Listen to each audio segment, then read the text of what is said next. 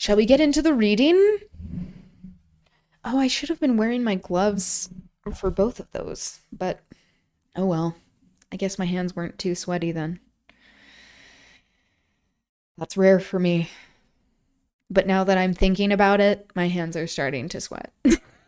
That's how it goes. Okay. So we were introduced to Sir Percy Blakeney in the previous chapter of the Scarlet Pimpernel. It is seen that he is a fool. He's a fop. Same. Which is just like a dandy, being well dressed and kind of effeminate, being very particular about your appearance. And he is shown to be kind of like a dumb person who they claim to have an inane laugh and that he does this a lot. And it is seen that he cares more about Marguerite than what he first lets on. And that she treats him with disdain, and everyone is confused as to why they got married because they seem to be so different. And the last we saw was that another man who was in love, Sir Andrew, saw Sir Percy look after Marguerite with desperate passion. So something's happening there that he can't fully express. Chapter 7, The Secret Orchard. Once outside the noisy coffee room, alone in the dimly lighted passage, Marguerite Blakeney seemed to breathe more freely. She heaved a deep sigh, like one who had long been oppressed with the heavy weight of constant self-control, and allowed a few tears to fall unheeded down her cheeks. Outside, the rain had ceased, and through the swiftly passing clouds, the pale rays of an after-storm sun shone upon the beautiful white coast of Kent, and the quaint, irregular houses that clustered round the Admiralty Pier. Whoops. Marguerite Blakeney stepped onto the porch and looked out to sea. Silhouetted against the ever-changing sky, a graceful schooner with white sails set was gently dancing in the breeze. The Daydream it was, Sir Percy Blakeney's yacht, which was ready to take Armand Saint-Just back to France, into the very midst of that seething, bloody revolution which was overthrowing a monarchy, attacking a religion, destroying a society, in order to try and rebuild upon the ashes of tradition, a new utopia of which a few men dreamed, but which none had the power to establish.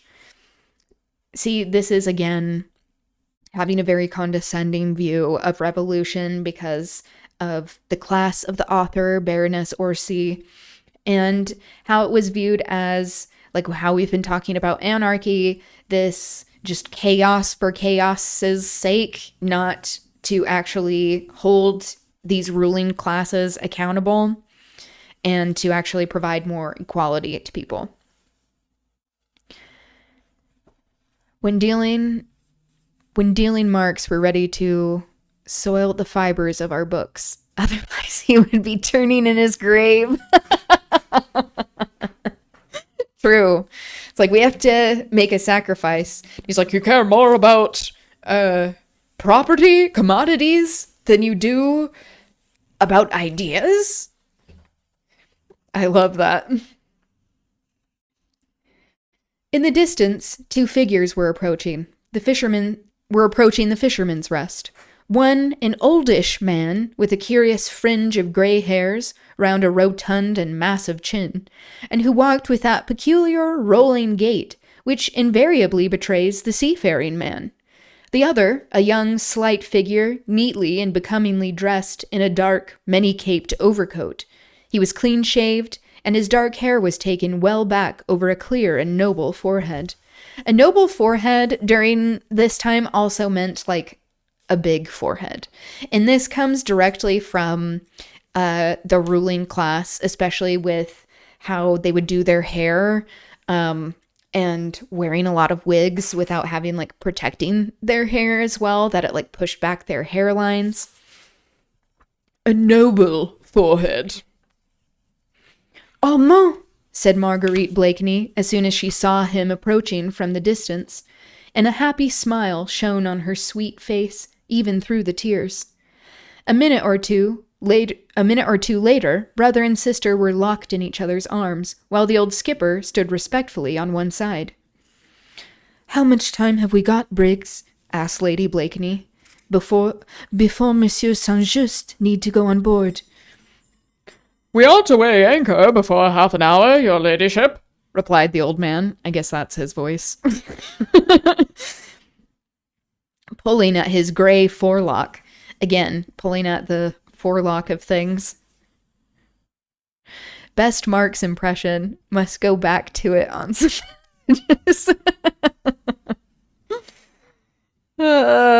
he would also probably be offended. He's like, "Take me more seriously." Linking her arm in his, Marguerite led her brother towards the cliffs. "Half an hour," she said, looking wistfully out to the sea. "Half an hour more, and you'll be far from me, Armand. Oh, I can't believe that you are going, dear. These last few days, whilst Percy has been away, and I've had you all to myself, have slipped by like a dream." "I'm not going far, sweet one," said the young man gently. "A narrow channel to cross, a few miles of road. I can soon come back." "Nay, 'tis not the distance, Armand, but that awful Paris. Just now—" They had reached the edge of the cliff. The gentle sea breeze blew Marguerite's hair about her face, and sent the ends of her soft lace fichu waving round her like a white and supple snake. She tried to pierce the distance far away, beyond which lay the shores of France, that relentless and stern France which was exacting her pound of flesh, the blood tax from the noblest of her sons. The pound of flesh phrase comes from The Merchant of Venice. That is a Shakespeare play. It has Shylock, who is a moneylender, and he is described in very anti-Semitic tropes.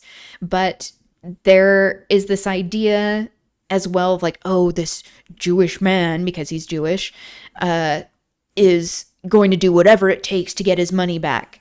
But often threatening people with violence if they did not pay people back, like that was one of the only points of recourse. They had to have people pay them back. And in The Merchant of Venice, this like idiotic, selfish nobleman refuses to pay Shylock back, and so he takes him to court, and he's like, he wants, like, I'm going to have my pound of flesh. Like, I'm going to get it back one way or another.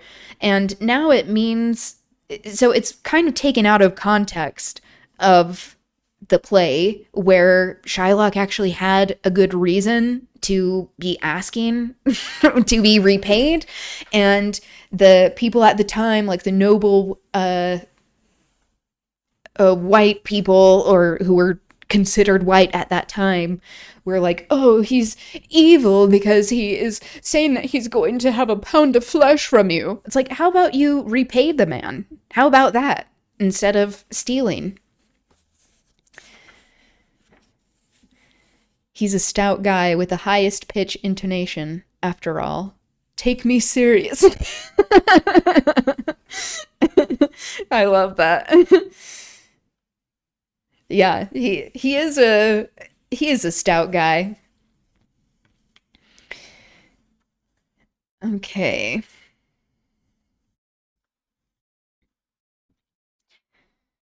Our own beautiful country, Marguerite, said Armand, who seemed to have divined her thoughts.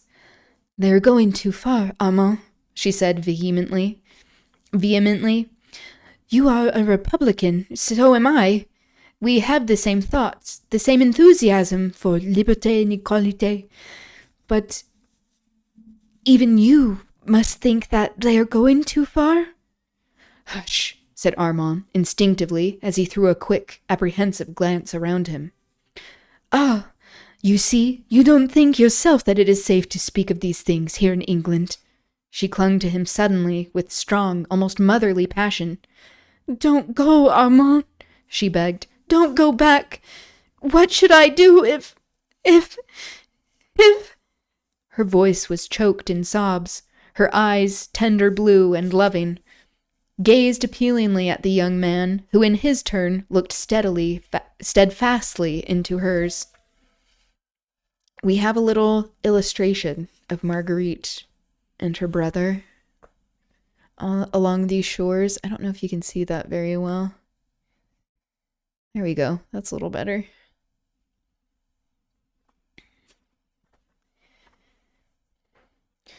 You would in any case be my own brave sister, he said gently. Who would remember that France is in peril? It is not for her sons to turn their backs on her. Even as he spoke, that sweet, childlike smile crept back into her face, pathetic in the extreme, for it seemed drowned in tears. Oh, Armand, she said quaintly, I sometimes wish you had not so many lofty virtues. I assure you, little sins are far less dangerous and uncomfortable. But you will be prudent, she added earnestly. As far as possible, I promise you.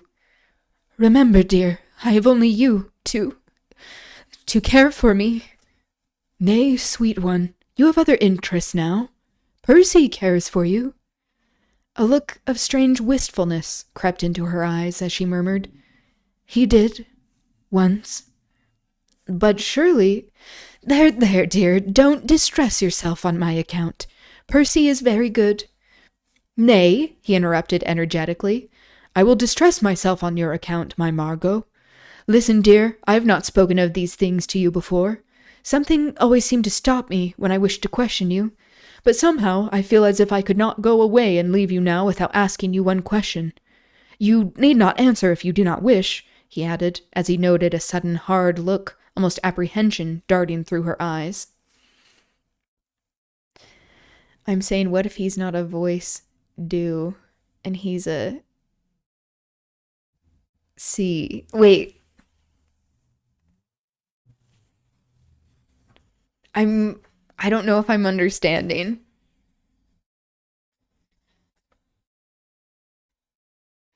Oh, okay. Do, re, mi, fa, sol. Okay, I get it now. High pitch voice. Yes. No, as opposed to see. Okay, I understand.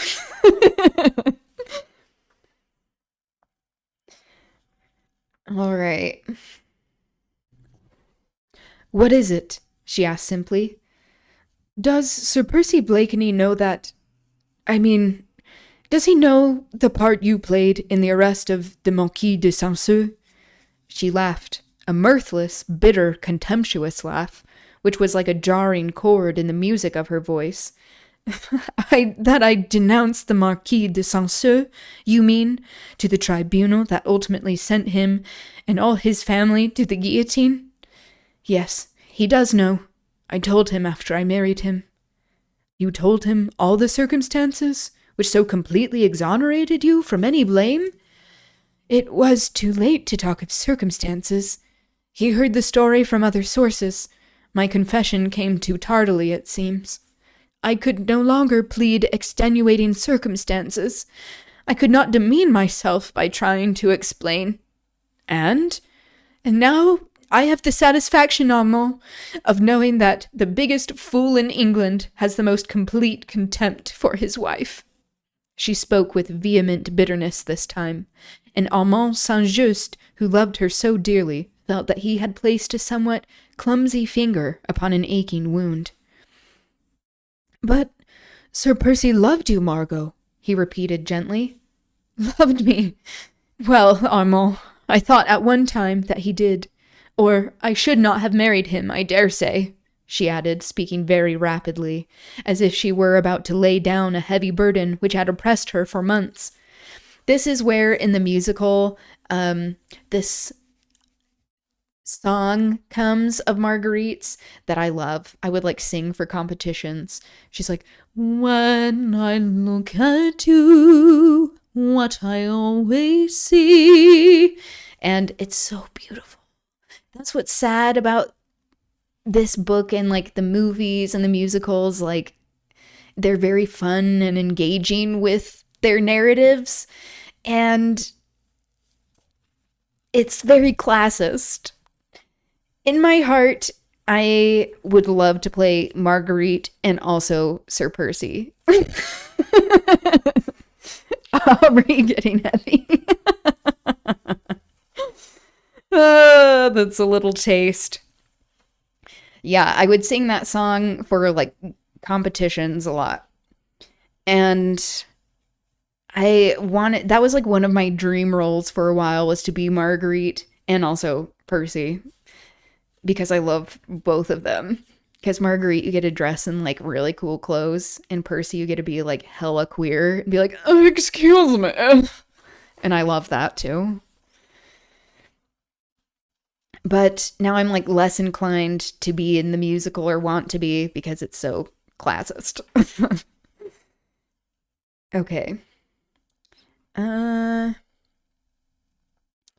I dare say that even you thought, as everybody else did, that I married Sir Percy because of his wealth, but I assure you, dear, that it was not so. He seemed to worship me with a curious intensity of concentrated passion, which went straight to my heart.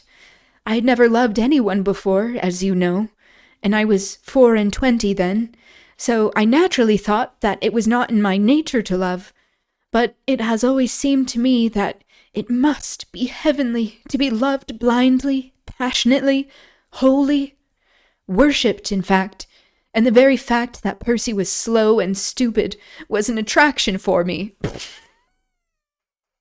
Oh my god. I love that he was so dumb. As I thought he would love me all the more. A clever man would naturally have other interests, an ambitious man other hopes. I thought that a fool would worship and think of nothing else. And I was ready to respond, Armand. I would have allowed myself to be worshipped and given infinite tenderness in return.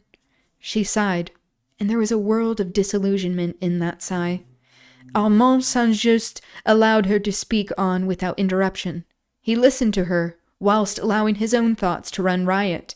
It was terrible to see a young and beautiful woman, a girl in all but name, still standing almost at the threshold of her life, yet bereft of hope, bereft of illusions, bereft of all those golden and fantastic dreams which should have made her youth one long, perpetual holiday. Yet perhaps, though he loved his sister dearly, perhaps he understood.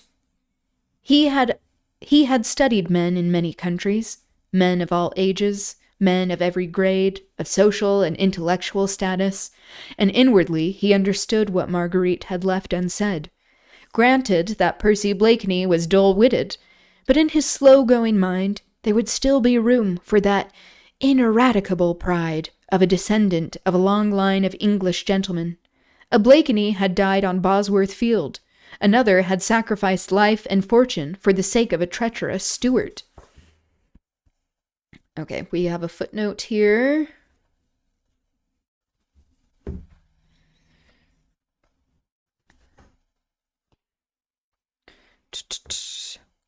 Baroness Orczy wrote 2 other novels in which she treats Sir Percy Blakeney's ancestors. These are The Laughing Cavalier and The First Sir Percy. Interesting.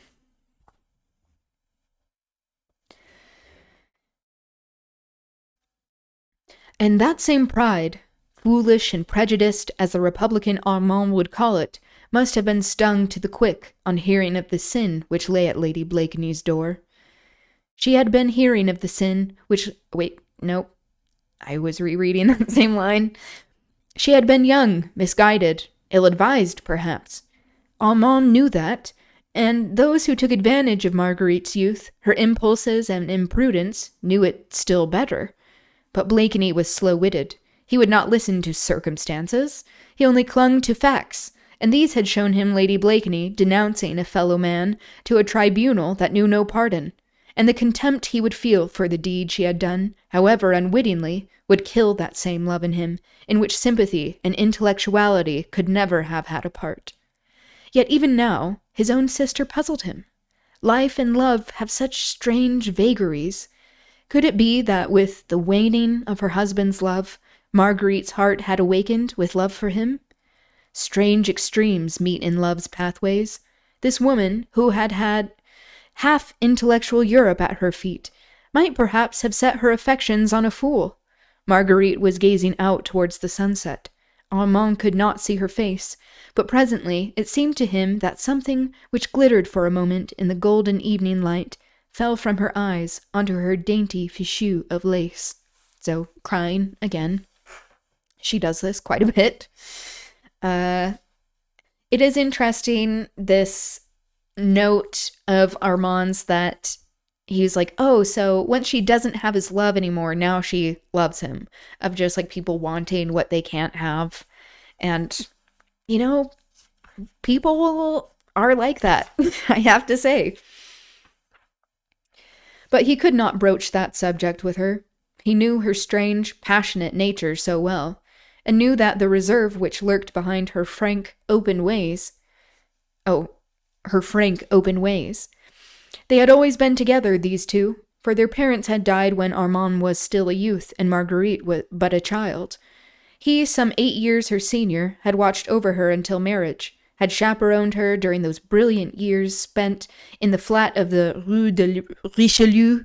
Wow, that was rough. A short distance away from the Comédie Française, the theater where Marguerite used to act, and had seen her enter upon this new life of hers here in England with much sorrow and some foreboding. For this was his first visit to England since her marriage, and the few months of separation had already seemed to have built up a slight, thin partition between brother and sister. The same deep, intense love was still there on both sides, but each now seemed to have a secret orchard into which the other dared not penetrate. There was much Armand Saint-Just could not tell his sister. The political aspect of the revolution in France was changing almost every day. She might not understand how his own views and sympathies might become modified, even as the excesses committed by those who had been his friends grew in horror and intensity. And Marguerite could not speak to her brother about the secrets of her heart. She hardly understood them herself. She only knew that, in the midst of luxury, she felt lonely and unhappy. I can't go back in time and fix my Pokemon card and have it worth 11. Exactly, the regret. Oh, if only. And now Armand was going away. She feared for his safety. She longed for his presence. She would not spoil these last few sadly sweet moments by speaking about herself. She led him gently along the cliffs, then down to the beach, their arms linked in one another's. They had still so much to say that lay just outside that secret orchard of theirs. Okay, that's the end of chapter 7. These chapters are pretty short.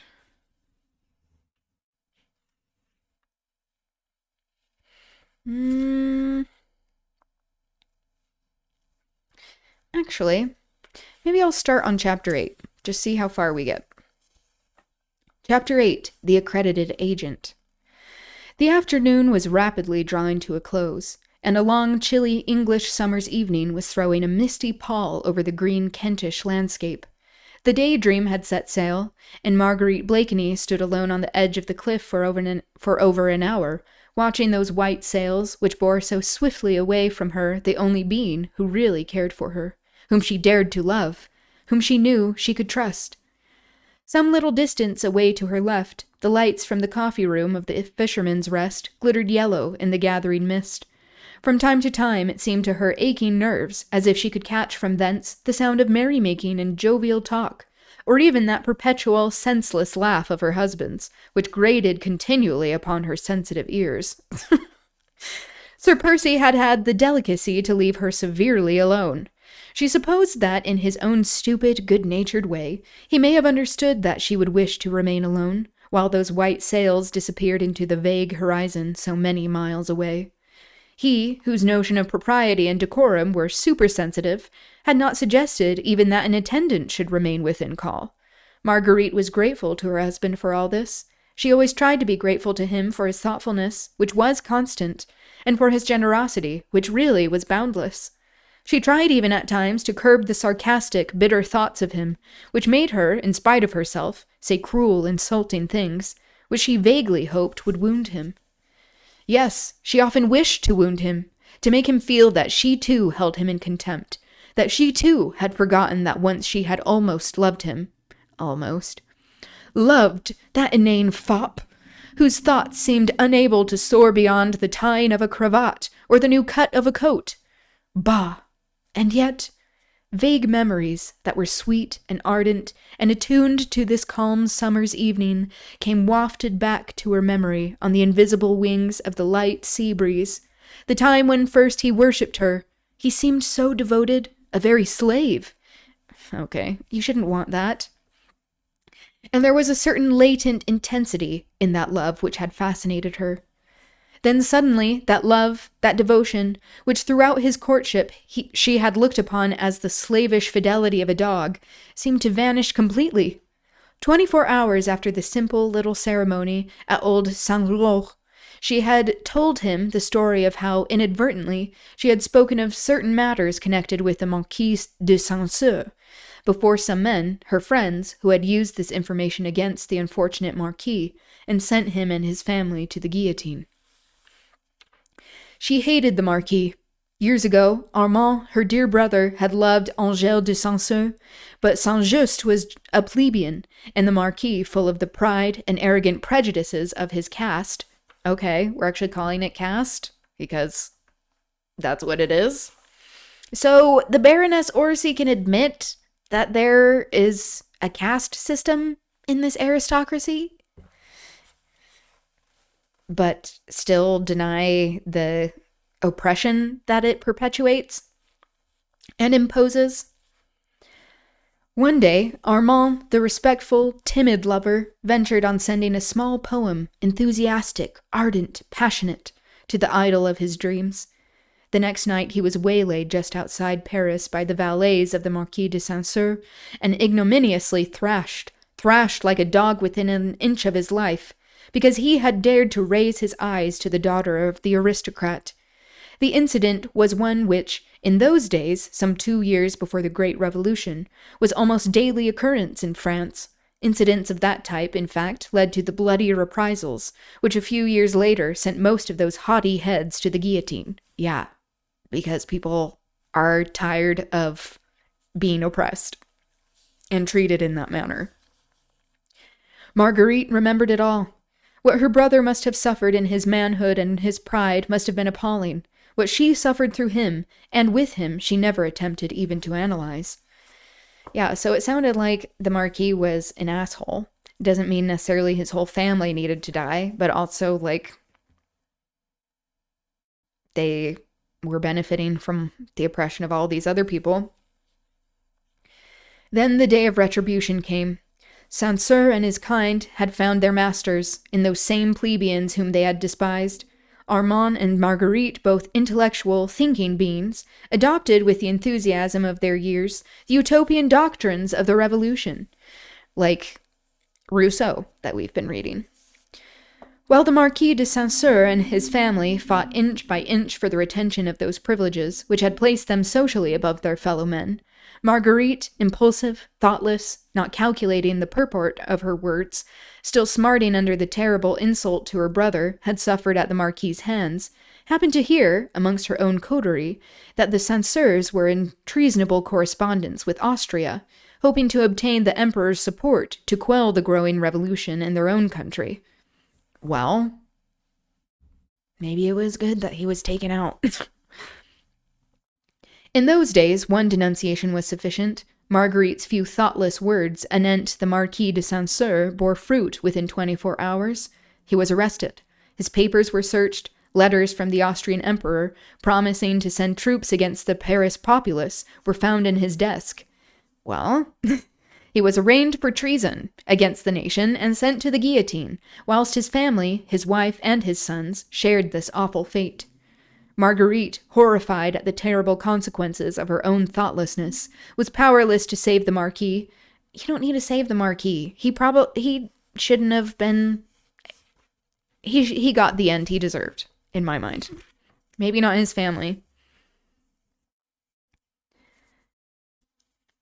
Her own coterie, the leaders of the revolutionary movement, all proclaimed her as a heroine And when she married Sir Percy Blakeney, she did not perhaps altogether realize how severely he would look upon the sin which she had so inadvertently committed, and which still lay heavily upon her soul. She made full confession of it to her husband, trusting to his blind love for her, her boundless power over him, to soon make him forget what might have sounded unpleasant to an English ear. Certainly, at the moment, he seemed to take it very quietly. Hardly, in fact, did he appear to understand the meaning of all she said. But what was more certain still was that never after that she could detect the slightest sign of love, which she once believed had been wholly hers. Now they had drifted quite apart, and Sir Percy seemed to have laid aside his love for her as he would an ill-fitting glove. She tried to rouse him by sharpening her ready wit against his dull intellect, endeavored to excite his jealousy if she could not rouse his love, tried to goad him to self-assertion, but all in vain. He remained the same, always passive, drawling, sleepy, always courteous, invariably a gentleman.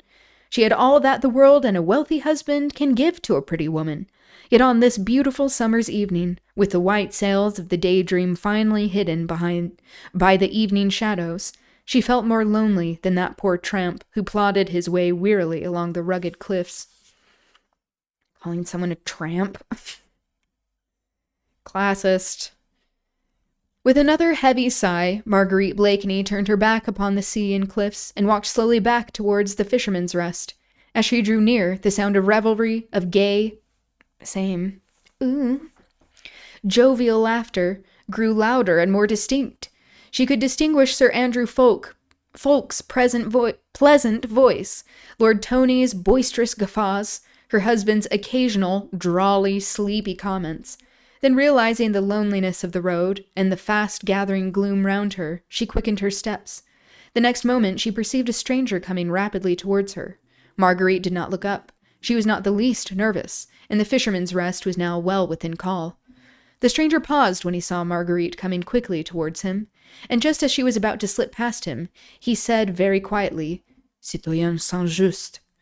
Marguerite uttered a little cry of astonishment at thus hearing her own familiar maiden name uttered so close to her. She looked up at the stranger, and this time, with a cry of unfeigned pleasure, she put out both her hands effusively towards him. "Chauvelin!" she exclaimed. We get another footnote.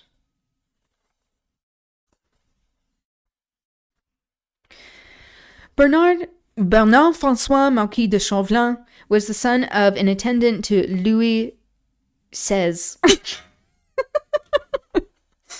an aristocrat closely linked to the court. He embraced the revolution and was made ambassador to England in 1792. He worked to obtain Great Britain's neutrality in matters of the Revolution. After the execution of Louis XVI in 1793, the British government ordered him to leave England. In France, he was subsequently made a member of the Council of State and elected to the Chamber of Deputies along with the restoration of the monarchy.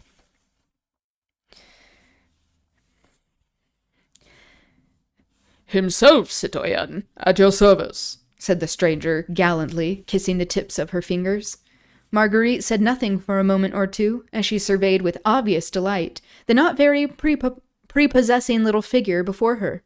Chauvelin was then nearer 40 than 30, a clever, shrewd-looking personality with a curious, fox-like expression in the deep, sunken eyes. He was the same stranger who an hour or two previously had joined Mr. Jellyband in a friendly glass of wine. "Chauvelin, my friend," said Marguerite, with a pretty little sigh of satisfaction. "I am mightily pleased to see you." No doubt poor Marguerite Saint-Just, lonely in the midst of her grandeur and of her starchy friends, was happy to see a face that brought back memories of that happy time in Paris, when she reigned a queen over the intellectual coterie of the Rue de Richelieu. She did not notice the sarcastic little smile, however, that hovered round the thin lips of Chauvelin. "But tell me," she added merrily, "what in the world, or whom in the world are you doing here in England?" She had resumed her walk towards the inn, and Chauvelin turned and walked beside her. "I might return the subtle compliment, fair lady," he said. "What of yourself?" "Oh, I," she said, with a shrug of her shoulders.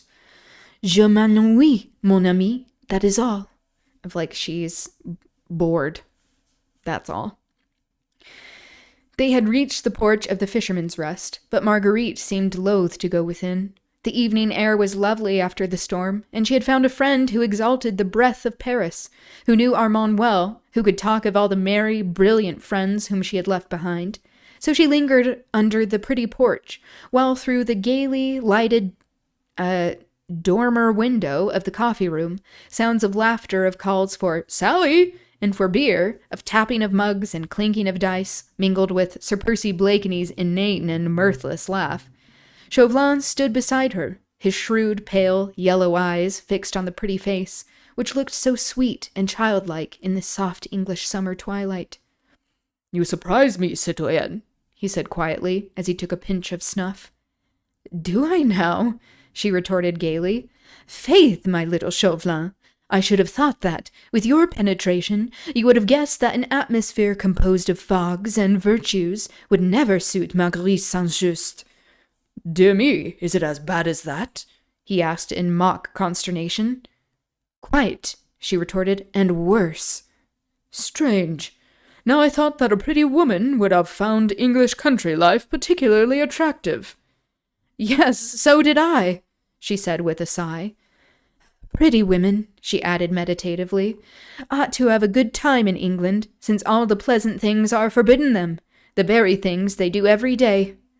"Quite so?" "You'll hardly believe it, my little Chauvelin," she said earnestly, "but I often pass a whole day, without encountering a single temptation." "No wonder," retorted Chauvelin gallantly, "that the cleverest woman in Europe is troubled with ennui." "Teeny, come here. Come here, Buck."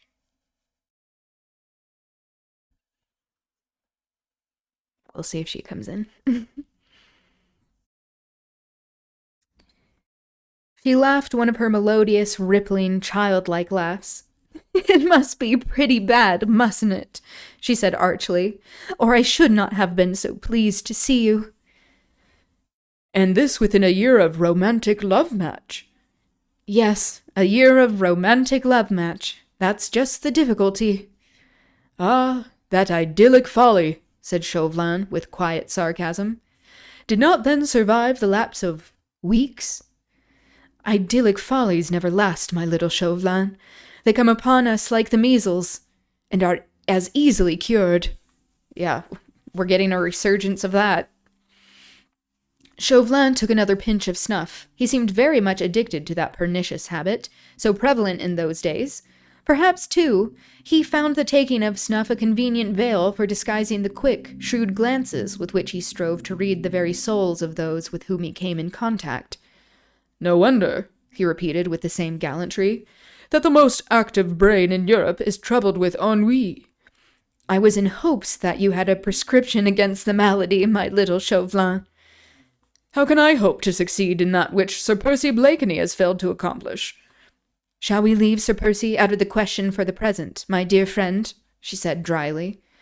Ah, my dear lady, pardon me, but that is just what we cannot very well do," said Chauvelin,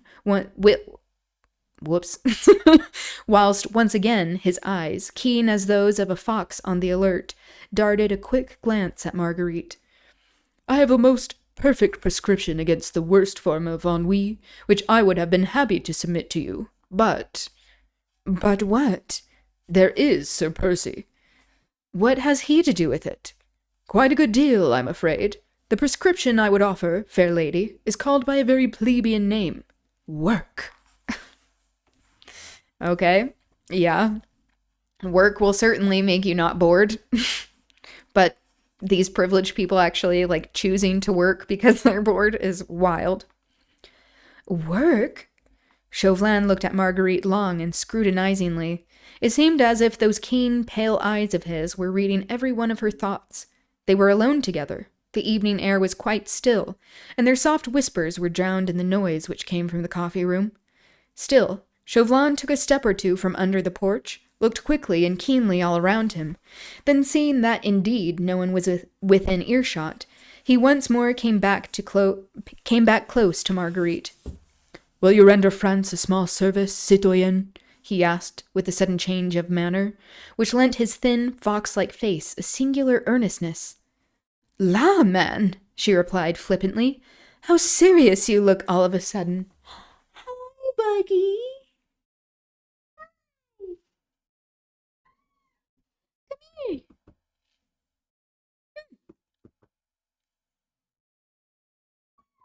Come here. She's like, normally you're done by this time. I just have a couple more pages.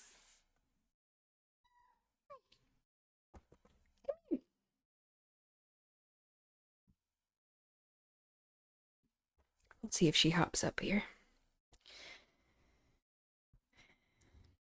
Actually, I think I may stop there, just as it's getting later. And then I'll read the rest of 8 and into 9. Okay, that's what I'll do. Come here, Tiny.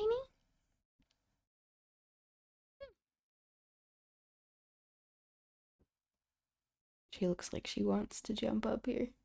There we go. Okay, that's gonna be it for me today. Yes, please, ask away.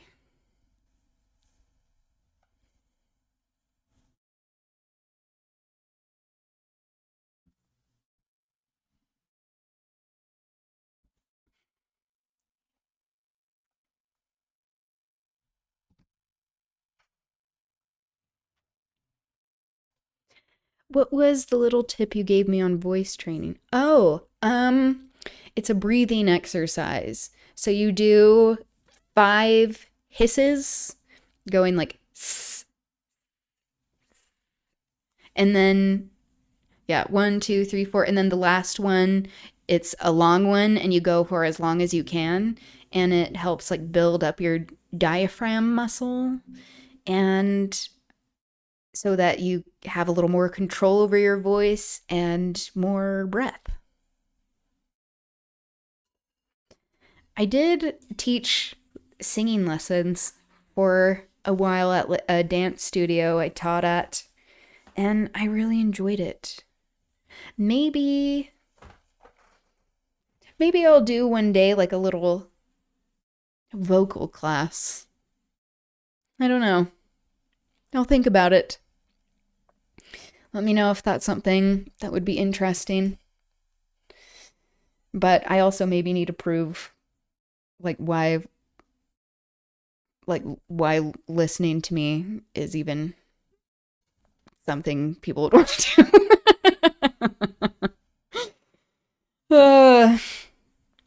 That would be delightful. Okay. Yeah. I'm thinking. I'll plan something. I'm thinking about also doing maybe like some ballet classes. So we'll see where I go with those.